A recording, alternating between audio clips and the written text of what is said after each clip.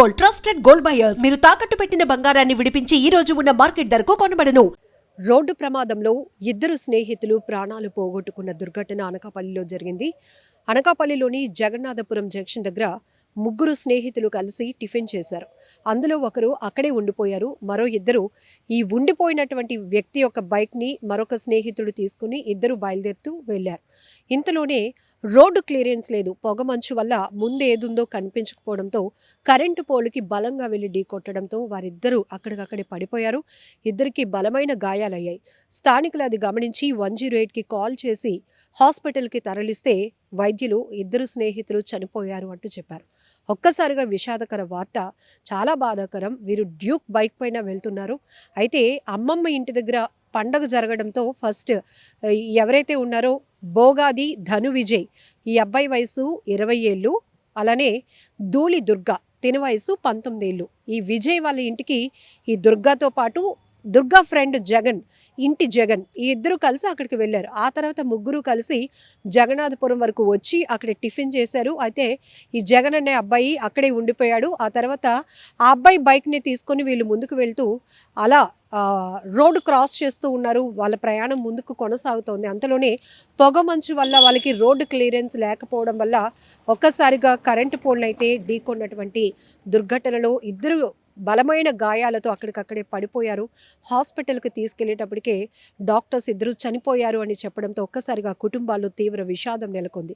ఒకసారి ఈ యాక్సిడెంట్కు సంబంధించి ఇద్దరు ఎలా వెళ్ళారు, ఎందుకు వెళ్ళారు, ఆ సమయంలో ఈ డీటెయిల్గా కూడా ఒకసారి చూద్దాం.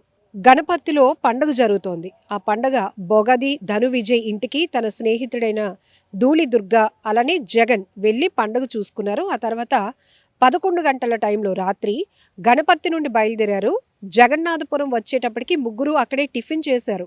ఆ జగన్నాథపురంలో జగన్ అనే కుర్రాడు ఉండిపోయి తన బైక్ను దుర్గకిచ్చాడు. ఈ దుర్గా ధను విజయ్ చౌడుపల్లి దుర్గా యొక్క తన అమ్మమ్మ వారి ఇంటికి వెళ్ళడానికి డ్యూక్ బైక్ పై వెళ్లారు. ఈ డ్యూక్ బైక్ నెంబర్ AP39GA 6831.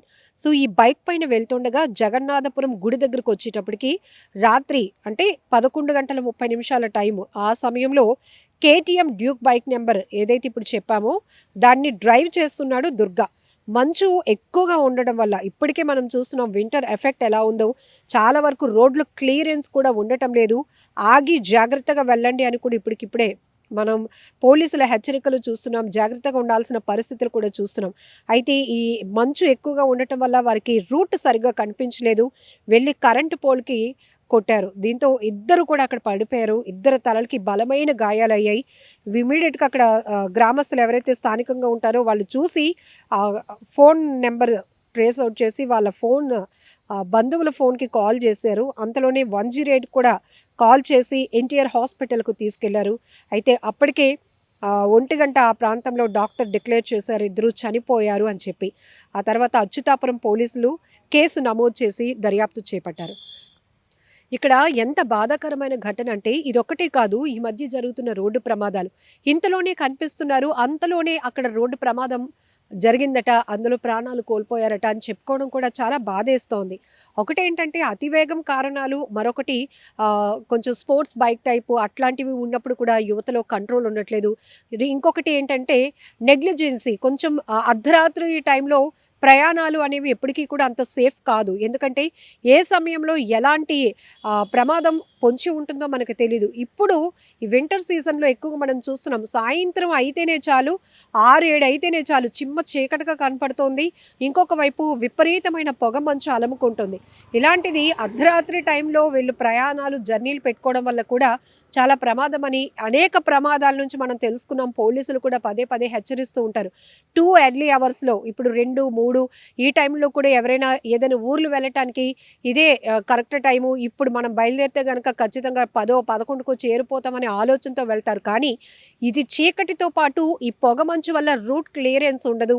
మీరు అంచనాగా ముందుకు వెళ్ళిపోతూ ఉంటారు కానీ ఏది అడ్డొచ్చినా మీకు తెలియదు అన్నట్టుగానే ఇప్పుడు ఈ స్నేహితులు డ్యూక్ బైక్‌పై ముందుకు వెళ్తున్నారు. కానీ రూట్ క్లియరెన్స్ లేదు. కేవలం పొగమంచు వల్ల వాళ్ళకి ముందు ఏదుందో కనిపించక అదే స్పీడ్‌తో వెళ్ళి కరెంటు పోల్‌ను కొట్టి వారు బలమైన గాయాలతో అక్కడికక్కడే ప్రాణాలు పోగొట్టుకున్నటువంటి దుర్ఘటన. చాలా బాధాకరమైన విషయం. ఇద్దరు ఫ్రెండ్స్ అంట.